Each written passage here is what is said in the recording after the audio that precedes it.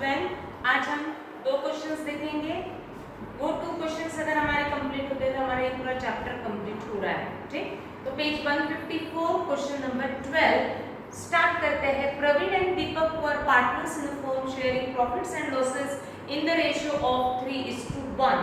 Their balance sheet as on 31st March 2019, on which date Akash is admitted on as a partner, is as follows. Balance sheet दी है उसके नीचे, but balance sheet में आपको कोई भी current accounts partners के दिए हुए नहीं है। दैट मीन्स ये partnership firm adopts fluctuating capital method. Fluctuating यानी इसमें आपको कैपिटल को फिक्स नहीं रखना है, फ्लक्चुएट करना है, यानी कैपिटल में ही आपको सारे चेंजेस शो करने हैं। बट जब कैपिटल के साथ करंट दिए जाते हैं तब मेथड होती है फिक्स्ड कैपिटल। कैपिटल के साथ जब करंट अकाउंट्स नहीं दिए जाते हैं तब मेथड होती है फ्लक्चुएटिंग कैपिटल मेथड, यानी चेंजेस आपको कैपिटल अकाउंट के थ्रू ही शो करने पड़ेंगे। ठीक, आगे बढ़ते हैं। They admitted Sandeep as a new partner on 1st April 19. New profit sharing ratio is agreed 3:2:3. इस क्वेश्चन में स्पेसिफिकली न्यू रेशियो दिया हुआ है। अब क्या पर्पस है इसका, क्यों दिया है, हम आगे पढ़ेंगे तो हमको समझ में आ सकता है। संदीप brings 96,000 as capital, सबको मालूम है क्या करना है। Adjustments, Sandeep paid 32,000 on as his share of goodwill privately to the partners. Underline privately to the partners. क्या मीनिंग है, जब गुडविल करेंगे तब हम इसको डिटेल में देखेंगे। ठीक, but privately to the partners का कुछ ना कुछ मीनिंग तो जरूर होगा। क्या है देखते हैं। Then provision for doubtful debts is to be reduced by 4,000. Then unrecorded computers valued at 4,800 not appearing in books of the firm, it is now to be recorded. Patents are useless. Then prepare evaluation account, capital accounts and new balance sheet हमने ruling किया हुआ है। आगे बढ़ते हैं। अब हमें क्या करना है, क्वेश्चन को जब मैं स्टार्ट करती हूँ सॉल्व करना, तो जितने भी अकाउंट्स हमने ओपन किए हैं उनके रिस्पेक्टिव बैलेंसेस अगर बैलेंस शीट में दिए हैं तो हमें ट्रांसफर करना पड़ता है। तो बैलेंस शीट में अगर मैं देखती हूँ तो प्रवीण दीपक कैपिटल हमने ओपन किए हैं, तो हम ट्रांसफर करते हैं Praveen's capital Deepak's capital in their respective capital accounts. Liability में है इसलिए on the credit side 1,20,000 and 40,000 लिखेंगे बाय बैलेंस ड्रॉप डाउन 1,20,000 एंड 40,000। न्यू पार्टनर में अभी कोई भी एंट्री नहीं आएगी। Transfer cash balance in cash account to balance ड्रॉप डाउन 8,000 टू बैलेंस ड्रॉप डाउन 8,000। उसके बाद reserve fund, general reserve, P&L देखते हैं इनमें से क्या दिया है। आपको लायबिलिटी में दिया हुआ है रिजर्व फंड, तो इस रिजर्व फंड को हमें पार्टनर्स में डिस्ट्रीब्यूट कर देना है। तो रिजर्व फंड दिया हुआ है 32,000। इस 32,000 को हम रेशो में 3:1 में डिवाइड करेंगे, तो 32,000 into 3/4 and 32,000 into 1/4 कैलकुलेट करते हैं। 8 4 जा 32, 4 8 जा 32, यानी 24,000 and 8,000 is the share of general reserve दिया है कि रिजर्व फंड, रिजर्व फंड दिया है। तो ट्रांसफर करते हैं पार्टनर्स कैपिटल अकाउंट में, लायबिलिटी में है इसलिए on the credit side by reserve fund 24,000 and 8,000। Check कर लेते हैं whether any P&L और कोई और एक्यूमुलेटेड प्रॉफिट लॉस दिए हुए हैं क्या। रिजर्व फंड आपको कहीं इसके बाद, रिजर्व फंड के बाद कहीं भी कुछ भी एडिशनल एक्यूमुलेटेड प्रॉफिट्स लॉसेस दिए हुए नहीं है। बढ़ते हैं आगे ना, रिवैल्यूएशन करना है, revaluation of assets and liabilities करनी है। तो revaluation of assets and liabilities के लिए हम पढ़ेंगे adjustment. First adjustments relates to new partners account, तो ये हम लास्ट में करेंगे। Provision for doubtful debts is to be reduced by 4,000, यानी ऑलरेडी का बैलेंस 4,000 से रिड्यूस करो। रिड्यूस अप टू 4,000 नहीं कहा है, रिड्यूस बाय 4,000। 4000 से कम करना है। तो मैं चेक करती हूँ आरडीडी मेरे पास है 10,000, ये 10,000 की आरडीडी रिड्यूस्ड बाय 4,000 से आपको रिड्यूस करना है, यानी बैलेंस जो आरडीडी रहेगी that is your new RDD. RDD का बैलेंस 4,000 से कम हुआ, यानी अब कितने पे आ चुका है 6,000। That means your new RDD हम जो बैलेंस शीट में रिकॉर्ड करेंगे वो कितनी होगी 6,000। 10,000 की आरडीडी थी, अब रिड्यूस करके वो आ चुकी है 6,000 पे, यानी 4,000 का रिडक्शन है। आरडीडी कम हो रही है 4,000 से। आरडीडी जब कम होती है यानी लॉस कम हो रहा है, लॉस अगर कम होता है तो हमारे लिए वो प्रॉफिट है। प्रॉफिट शो करेंगे रिवैल्यूएशन अकाउंट के क्रेडिट में बाय आरडीडी अकाउंट 4,000। 4,000 से लॉस कम हो रहा है इसलिए हम प्रॉफिट हमारा रहेगा 4,000। डेटर्स हम शो करेंगे revise debtors in balance sheet. Debtors old balance sheet में दिए हुए हैं 1 लाख, जो 10,000 आरडीडी थी अब वो 4,000 से रिड्यूस होके कितने पे आ चुकी है 6,000 पे। तो 1 lakh minus 6,000 that is 94,000 record किया जाएगा ऑन द असेट साइड। उसके बाद unrecorded computer valued at 4,800। What is unrecorded? unrecorded यानी ये कंप्यूटर नाम की असेट बुक्स ऑफ अकाउंट में रिकॉर्ड नहीं हुई थी। अगर मैं बैलेंस शीट चेक करती हूँ तो वहां कहीं भी आपको कंप्यूटर नहीं दिया है, यानी वो बैलेंस शीट में रिकॉर्डेड नहीं था, इसलिए वो नीचे क्या कह रहे हैं अनरिकॉर्डेड कंप्यूटर वैल्यूड एट 4,800। इस फर्म के पास कंप्यूटर नाम की असेट थी बट इन्होंने बुक्स ऑफ अकाउंट में उसको रिकॉर्ड नहीं किया था। अब वो क्या कह रहे हैं not appearing in the books of the firm, it is now to be recorded. अब आपको उसको रिकॉर्ड करना है, तो कितनी वैल्यू का कंप्यूटर रिकॉर्ड करना है 4,800। तो मुझे इसके दो इफेक्ट्स सोचने हैं। हम कैसे सोचेंगे? कंप्यूटर नाम की असेट बुक्स ऑफ अकाउंट में रिकॉर्ड नहीं थी यानी 0 थी, अब हमें उसको करना है 4,800, यानी जो असेट 0 थी अब उसको मुझे 4,800 पे रिकॉर्ड करना है। असेट को मुझे बढ़ाना है। असेट जब हमारा बढ़ता है इंक्रीज होता है that means it is our profit, it is our income. वो इनकम हम शो करेंगे रिवैल्यूएशन अकाउंट के क्रेडिट में बाय कंप्यूटर अकाउंट। कितने से असेट इंक्रीज हो रही है 4,800 से, तो वो हमारा प्रॉफिट रहेगा। और वो असेट है जो आपने बुक्स ऑफ अकाउंट में रिकॉर्ड नहीं की थी, अब मुझे रिकॉर्ड करना है तो हमें इसको कंप्यूटर करके असेट में शो करना पड़ेगा 4,800। डन। आगे पेटेंट्स आर यूजलेस, यानी पेटेंट्स नाम का asset. What is patents? It is a trademark. क्या है पेटेंट्स? आपको ऊपर बैलेंस शीट में दिया हुआ है 2,000, ये 2,000 का पेटेंट्स जो ओल्ड बैलेंस शीट में दिया है नाउ पेटेंट्स आर यूजलेस, यानी ये 2,000 की वैल्यू यूजलेस यानी आपको 0 करनी है। 2,000 जो असेट थी उसकी अब वैल्यू यूजलेस दिया है यानी उसकी वैल्यू नहीं हो चुकी है, यानी 2,000 की असेट्स को मुझे 0 करना है, यानी मुझे 2,000 असेट्स को कम करना पड़ेगा। 2,000 की वैल्यू 0 करने के लिए मुझे 2,000 अमाउंट माइनस करनी पड़ेगी। असेट कम हो रही है यानी हमारे लिए लॉस है, वो लॉस हम रिवैल्यूएशन अकाउंट के डेबिट में लिखेंगे टू पेटेंट्स अकाउंट 2,000 और बैलेंस शीट में हम शो करेंगे patents old value 0 return of 2,000 useless है यानी अब उसकी वैल्यू कितनी आ चुकी है 0 आ चुकी है। जो आज की वैल्यू है वो बैलेंस शीट में शो होना चाहिए। आज की वैल्यू पेटेंट्स की क्या है 0। 2,000 का अमाउंट 0 लाने के लिए मैंने 2,000 को राइट ऑफ किया या रिड्यूस किया, इसलिए मैंने लिखा रिटर्न ऑफ, रिडक्शन, डिक्रीज, कुछ भी लिख सकते हो आप। 2,000 माइनस 0 करके आया 2,000 माइनस करके वैल्यू आया 0।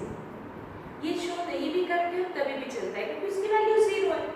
तो इस तरीके से शो करो या पेटेंट्स रिकॉर्ड ही मत करो तभी भी चलता है। ठीक, आगे बढ़ते हैं। अब सारे रिवैल्यूएशंस हो चुके हैं। नाउ बैलेंस शीट चेक करेंगे। जो नॉन रिवैल्यूड असेट्स लायबिलिटीज होंगे इसको हमें एज इट इज ट्रांसफर करना पड़ेगा।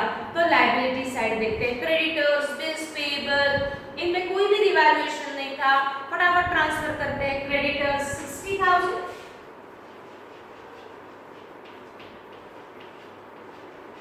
Bills payable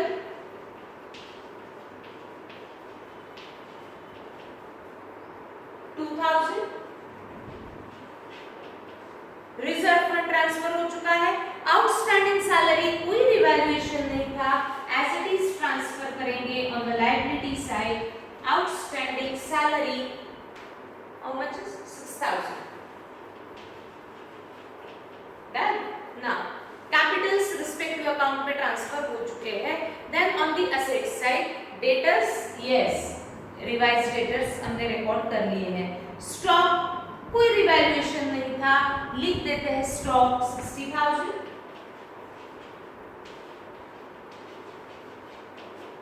then bills receivable कोई रिवैल्यूएशन नहीं था, एज इट इज लिख देंगे 20,000।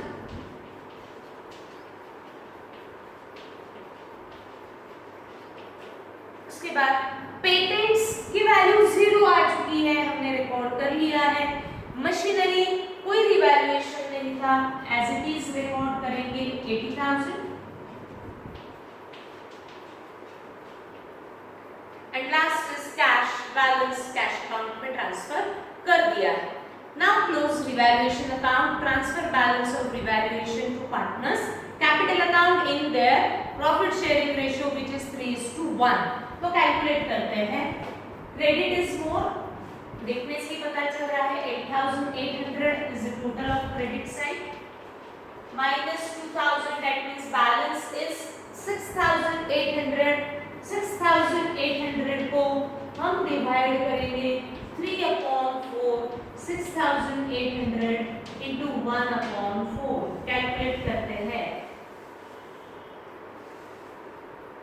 पहले 4 से डिवाइड कर दो,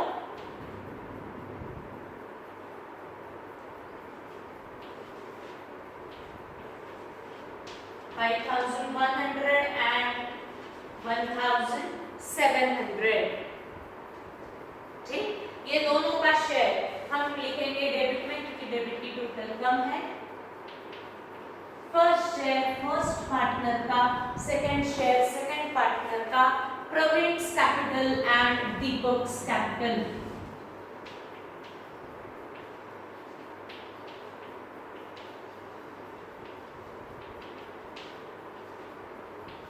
दोनों के कैपिटल अकाउंट के क्रेडिट में रिवैल्यूएशन डेबिट है तो कैपिटल के क्रेडिट में by revaluation account 5,100 and 1,700 new partner में dash. After closing revaluation account हम लेंगे नए पार्टनर को पार्टनरशिप फॉर्म में। कौन है नया पार्टनर? संदीप। संदीप से 2 टाइप का पैसा हम लेते हैं, capital as well as goodwill. Sandeep से हमने कितना कैपिटल अमाउंट कंट्रीब्यूट संदीप ने किया या हमने कितना कैपिटल अमाउंट संदीप से लिया, आपको फर्स्ट पैराग्राफ बैलेंस शीट के नीचे जो पैराग्राफ है उसमें दिया हुआ है। They admitted Sandeep as a new partner on 1st April 19. New profit sharing ratio is agreed 3:2:3. Sandeep brings 96,000 as capital. Working note balance sheet के नीचे first working note for capital. Cash account debit to Sandeep's capital account credit 96,000 as cash is coming in and Sandeep is given cash account भी maintain है तो entry पास की cash to Sandeep's capital. ये amount किसी में भी डिस्ट्रीब्यूट नहीं होती, पोस्ट कर देते हैं लेजर में कैश के डेबिट में टू संदीप्स कैपिटल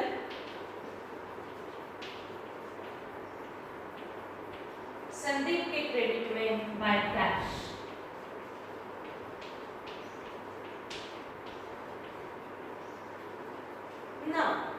अब फर्स्ट टाइम कुछ तो गुडविल के लिए अलग दिया हुआ है। क्या दिया है और उसका क्या मीनिंग है ये अच्छे से समझना है।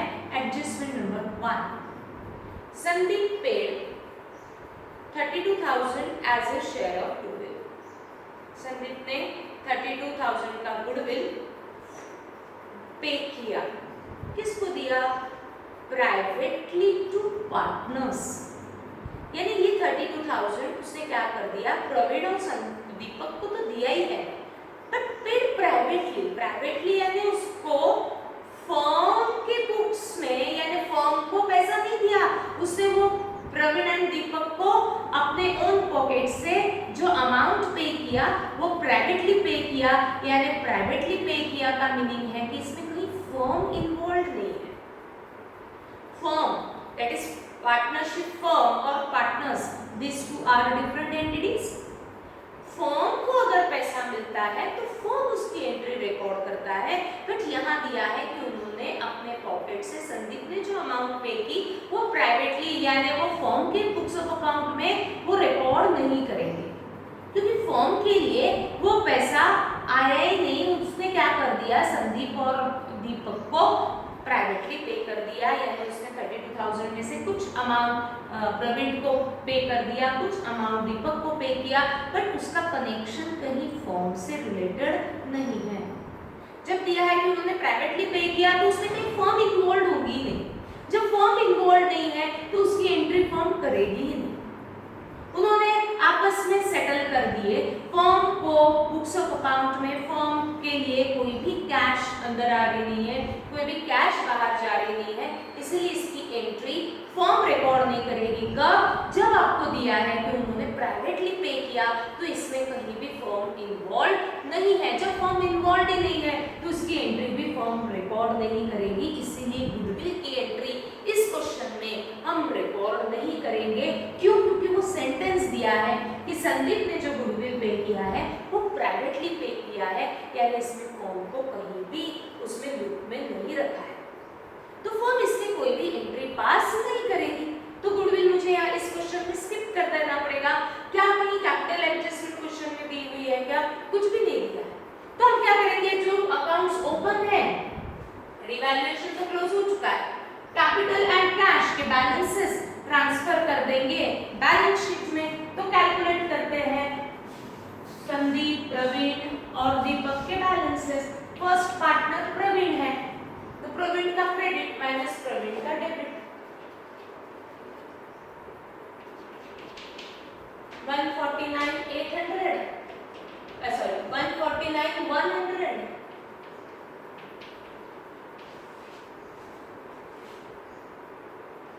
49,700 credit minus debit 0, 49,700 96,000 credit minus 96,000 debit, balance is 96,000। इसके आगे लिखेंगे 2, बैलेंस कैरेट क्या? Transfer cash balance in balance sheet to take the total of debit side of cash 1,04,000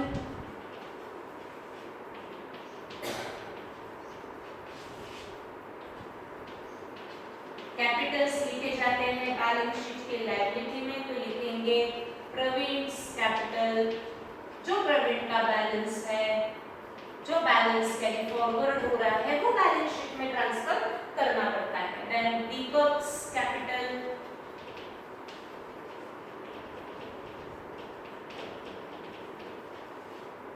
and then Sandeep's capital,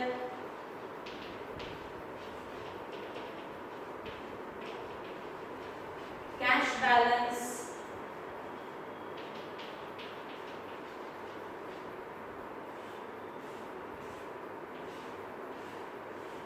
now take the total of liability and asset,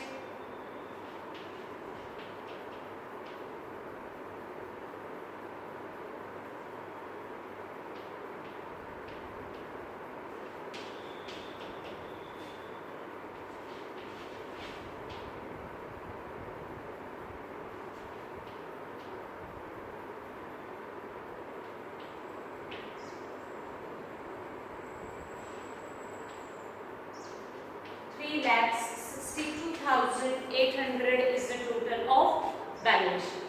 simple question था, सिर्फ एक ही point इसमें था कि जब goodwill उन्होंने दिया कि उसे पे जरूर किया, बट पेमेंट कैसे किया, उन्होंने प्राइवेटली पे कर दिया, यानी इसमें कहीं भी फर्म को उसने इन्वॉल्व नहीं किया, उसने अपना पैसा उन दोनों के घर में पहुंचा दिया, तो फर्म कहीं इन्वॉल्व है नहीं, तो इसकी एंट्री फर्म के कैश बॉक्स में वो आ रहा है, फिर फर्म उन्होंने डिस्ट्रीब्यूट कर दिया है, फिर उसमें से उन्होंने शेयर विड्रॉ किया, ऐसा कुछ भी नहीं होगा।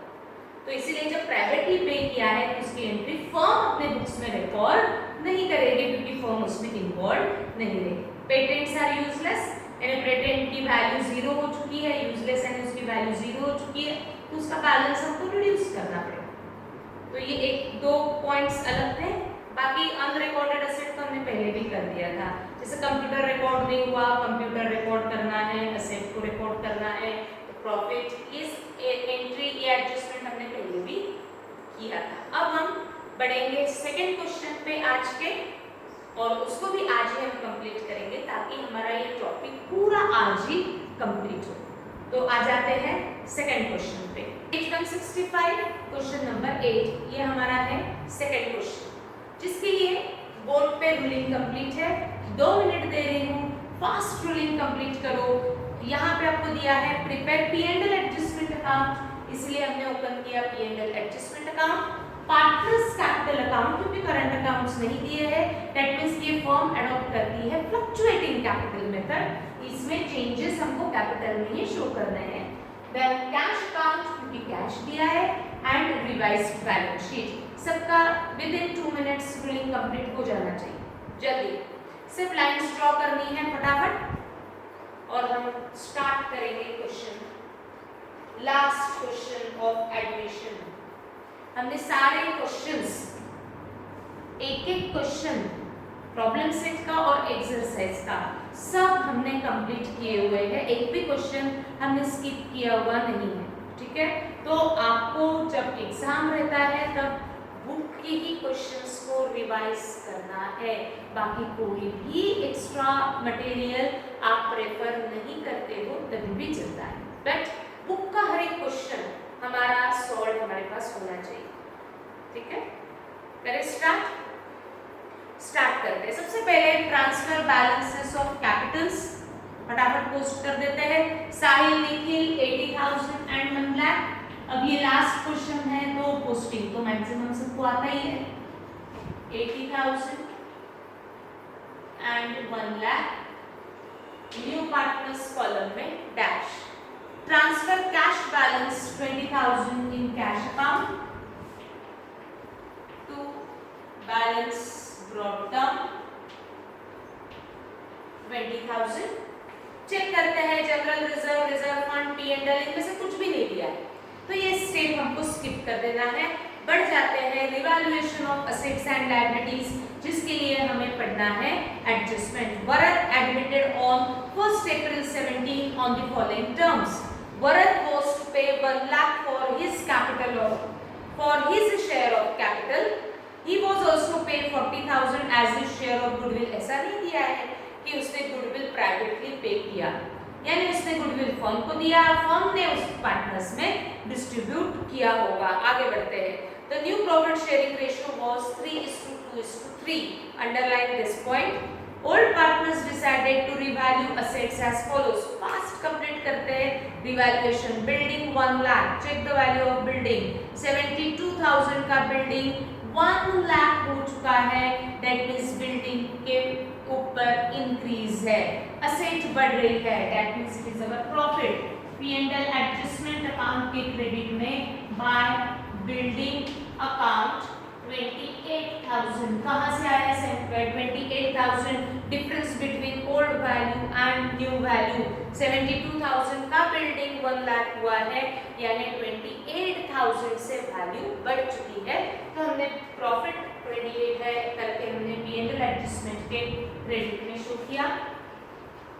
Building revised figure 72,000 increase by 28,000, इसीलिए वैल्यू ऑफ बिल्डिंग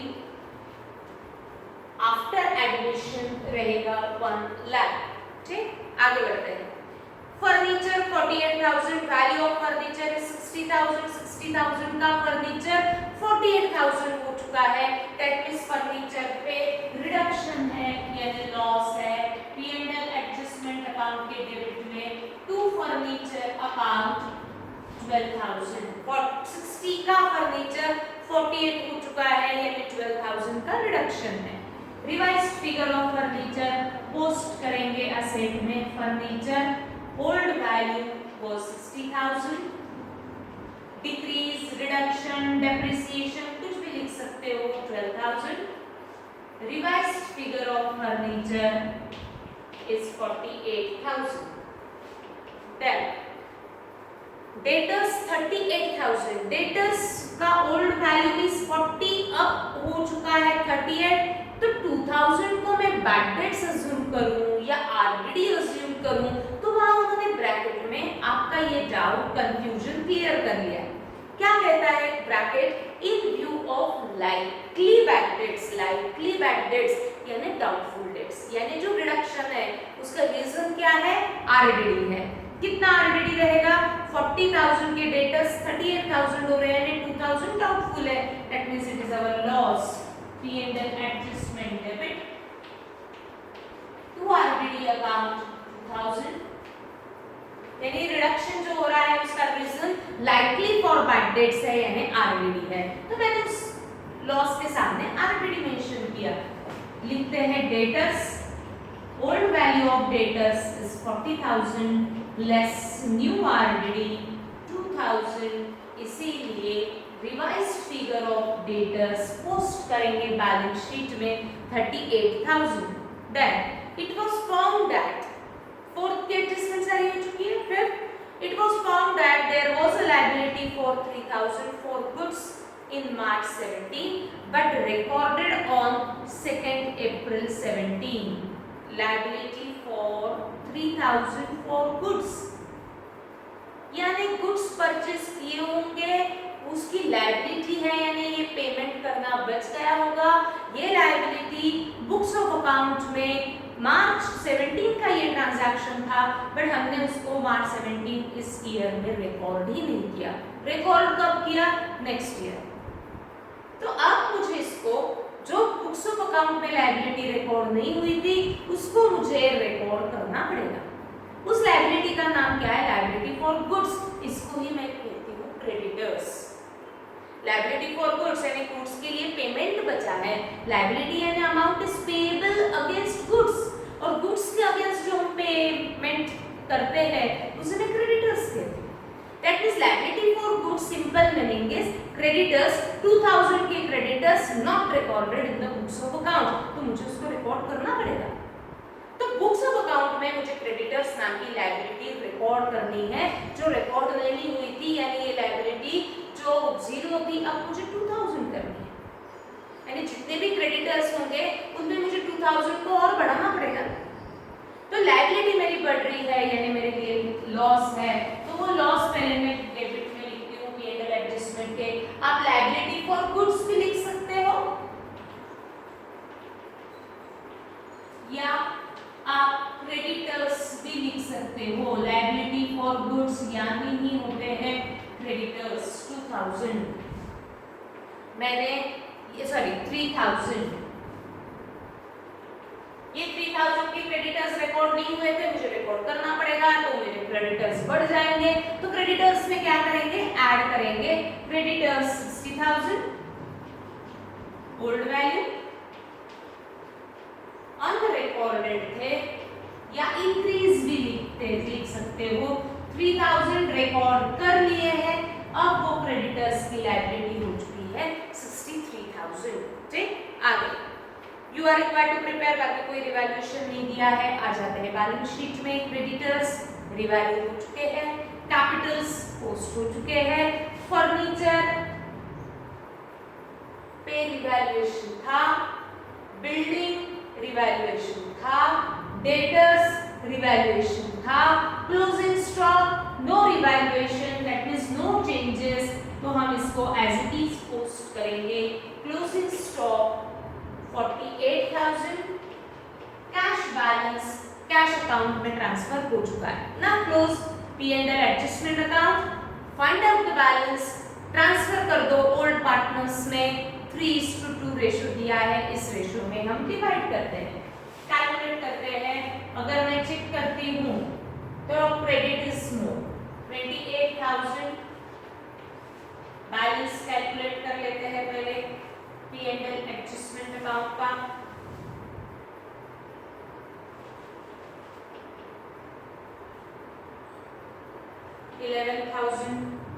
देखो चेक करो सबका 11,000 आ रहा है क्या। प्रॉफिट करेंगे क्योंकि क्रेडिट ज्यादा था, इनकम ज्यादा था।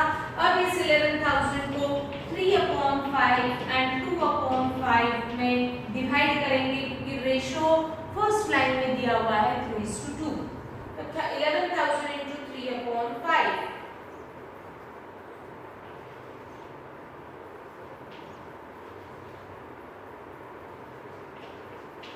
6,600 and 4,400 ट्रांसफर करते हैं।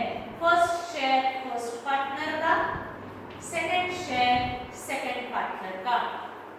First partner is Sahil and second partner is Nikhil. Sahil's capital and Nikhil's capital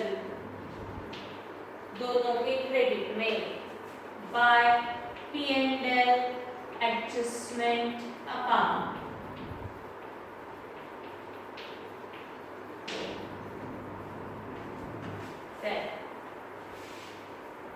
next अब हम करेंगे न्यू पार्टनर से रिलेटेड एंट्री। न्यू पार्टनर सबसे पहले लाएगा कैपिटल, बनाएंगे सभी बैलेंस शीट के नीचे working note, first working note for capital. Varad ने कैपिटल कंट्रीब्यूट किया है 1 लाख, सबको एंट्री आती है कैश टू वरद्स कैपिटल।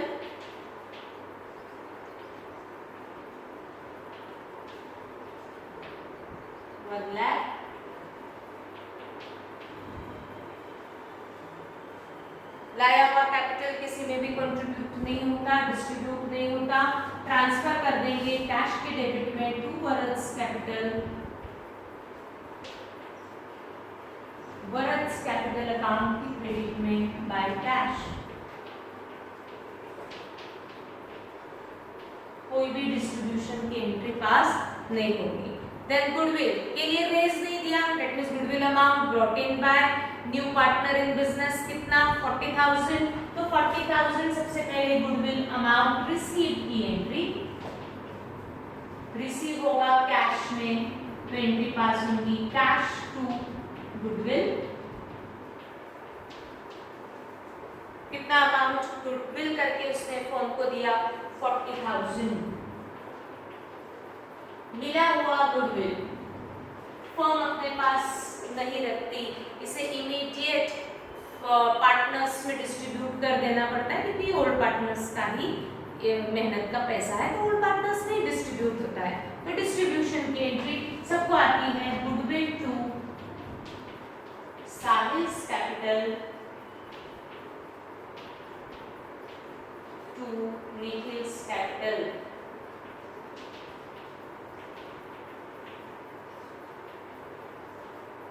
$40,000 को हम डिवाइड करेंगे कोई ना कोई रेशो में, क्योंकि 40,000 को मुझे साहिल निखिल में डिस्ट्रीब्यूट करना है तो हमें रेशो लगेगा। ये डिस्ट्रीब्यूशन होता है ऑलवेज इन सैक्रिफाइसिंग रेशो। वो जितना उन्होंने सैक्रिफाइस किया है उतने ही शेयर में ये गुडविल को डिस्ट्रीब्यूट किया जाता है। अब सैक्रिफाइस कितना किया ये हम कैसे समझेंगे, तो सिंपल है कि पहले 2 पार्टनर्स थे, अब 3 पार्टनर्स आने वाले हैं, तो वो नए पार्टनर आने के कारण वो कहीं ना कहीं सैक्रिफाइस करने वाले हैं। मेन कहाँ सैक्रिफाइस करेंगे, वो प्रॉफिट शेयरिंग। तो सैक्रिफाइसिंग रेशो कैलकुलेट किया जाता है by comparing old profit sharing ratio with new profit sharing ratio. उनका ओल्ड और उनका न्यू पार्टनर आने के कारण उनको कम मिलने वाला है ना प्रॉफिट, यानी उनका ओल्ड प्रॉफिट ज्यादा था। तो सैक्रिफाइसिंग रेशो कैलकुलेट किया जाता है by comparing old profit sharing ratio and new profit sharing ratio. But सारे क्वेश्चंस में हमें सैक्रिफाइसिंग रेशो कैलकुलेट करने की जरूरत नहीं होती। हम उसी क्वेश्चन में कैलकुलेट करेंगे जिस क्वेश्चन में स्पेसिफिकली न्यू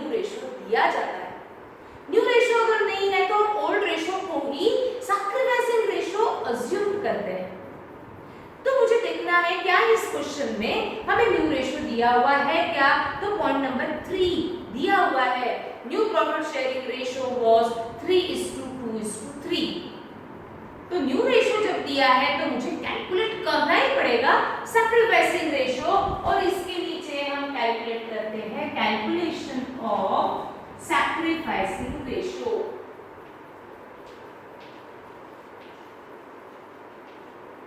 सैक्रिफाइस कितना करने वाले हैं प्रॉफिट में, उतने सैक्रिफाइसिंग रेशियो में ही उनका गुडविल डिस्ट्रीब्यूट किया जाता है।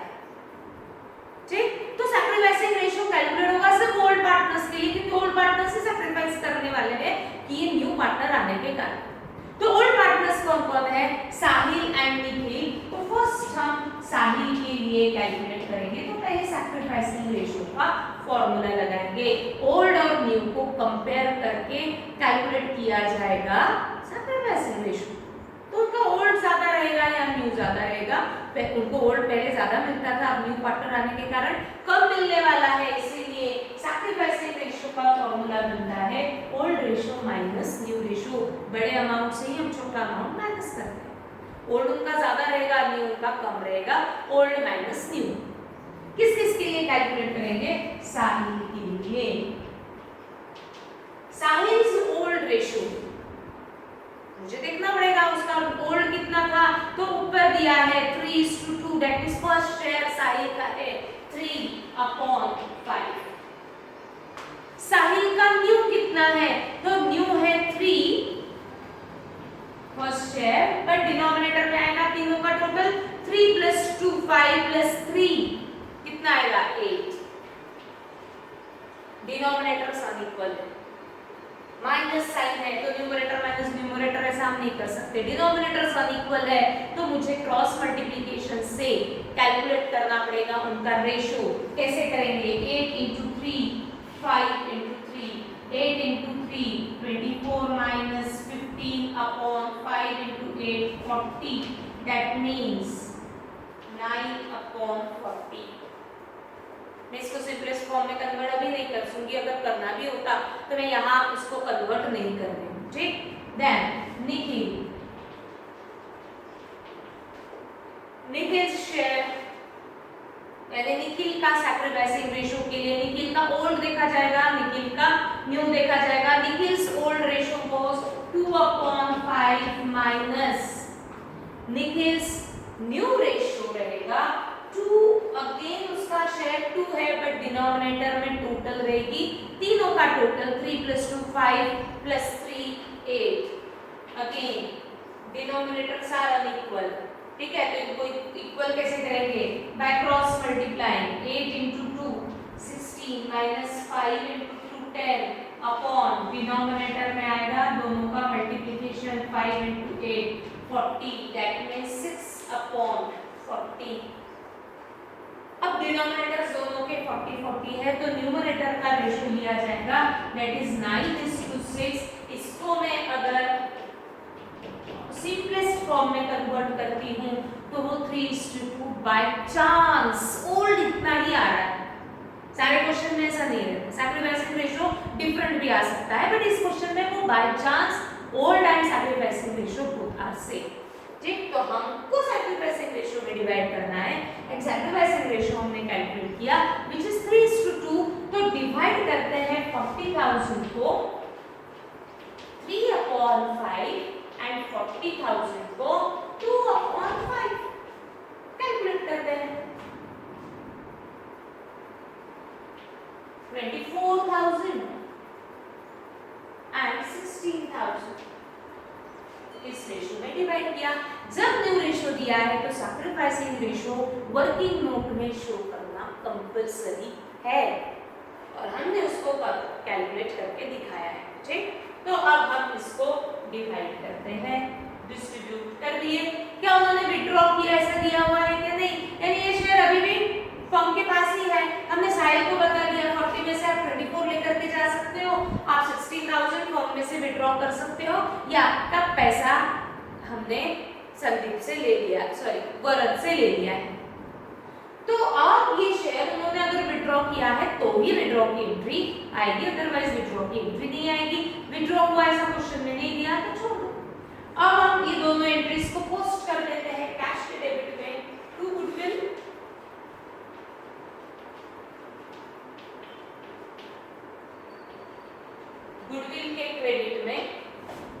गुडविल अकाउंट हमने ओपन नहीं किया, गुडविल टू ऑल पार्टनर्स हमने गुडविल अकाउंट ओपन नहीं किया है, और sorry goodwill to old partners, but हमने गुडविल अकाउंट ओपन नहीं किया। ओल्ड पार्टनर्स हमारे पास है साहिल नितिन 24,000 एंड 16,000।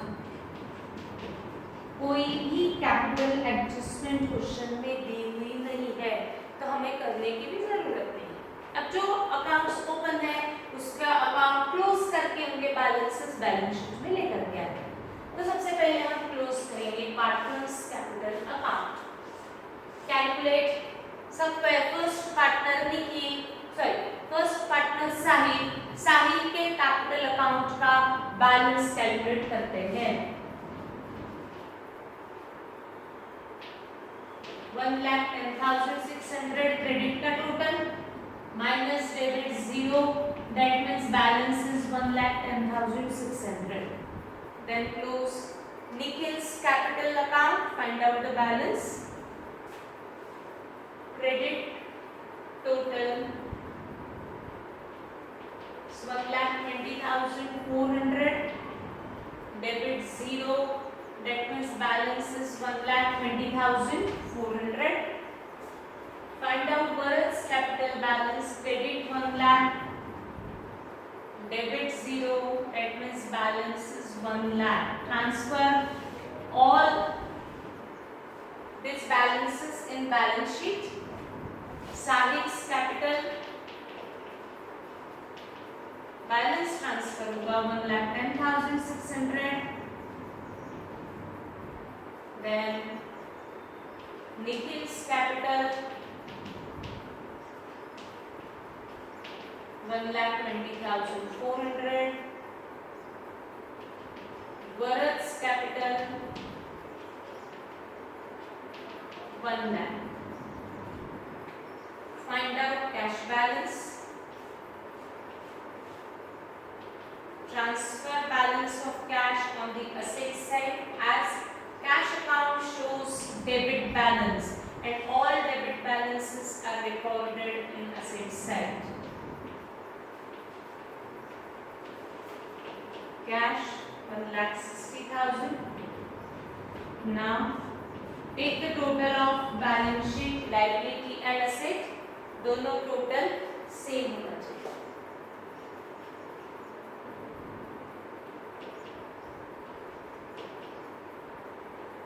$3,94,000.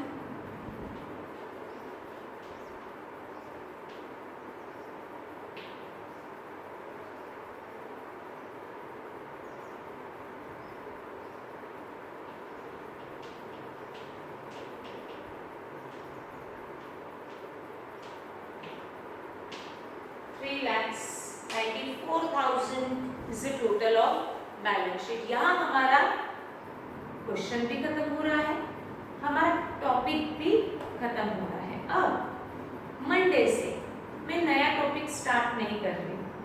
जैसे फर्स्ट टर्म में हमारा टॉपिक मैंने आपको सिलेबस दिया है, bills of exchange, issue of shares, final accounts of non trading concern, final account of partnership firm and then admission of partner. इसी पे ही रिवीजन वीडियोस मैं आपको भेजते जाऊंगी। जितने रिवीजन वीडियोस हम रिवीजन में क्वेश्चंस कवर करेंगे वो आपका अच्छा होना चाहिए। तो रिवीजन का शेड्यूल, कौन सी डेट को कौन सा टॉपिक रहेगा, ये मैं आपके साथ शेयर करूंगी व्हाट्सएप पे, एंड हम मंडे से पढ़ते हैं रिवीजन के लिए, ठीक है। तो फर्स्ट टॉपिक हम ले रहे हैं from Monday, non trading concern, that is NPO, not for profit concern. ये हम नॉट फॉर प्रॉफिट ऑर्गेनाइजेशन, ये हम स्टार्ट करेंगे मंडे ऑनवर्ड्स। इस टॉपिक को मैं 3 दिन देना चाहूँगी क्योंकि टॉपिक इम्पोर्टेंट है and it's a compulsory question. आपको बोर्ड में ये कंपल्सरी क्वेश्चन रहने वाला है। तो मंडे हम स्टार्ट करेंगे एनपीओ। Thank you.